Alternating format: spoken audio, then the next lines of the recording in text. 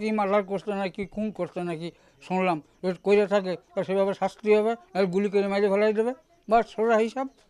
ওরকম ছেলে আমার দরকার নেই বাপ। বহু ছেলে মেয়ে যদি এখানে আমার যেরকম দুঃখ কষ্টের ভিতরে আসি ওরকম থাকতে পারে যে থাকবে, আর নয় তোর বাপ মা আছে সেখানে চলে যাবে। তাদের বিয়ে সাথে ঘটনার ভিতরেও আমি ছিলাম না, আর আমি জানিও না।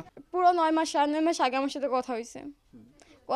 আমার ছেলে কেমন আছে, আমি কেমন আছি, শ্বশুর শাশুড়ি কেমন আছে, জাস্ট 1 মিনিট কয় সেকেন্ডের জন্য কথা হয়েছে, এটা মনে নাই, মানে 2 মিনিট পরে নাই, ওইটুকু কথা হয়েছে। কথা বলে আচ্ছা আমি রাখি, তোমার দেখাশোনা থাকো, ওইটুকু কথা হয়েছে, আর কথা হয় নাই।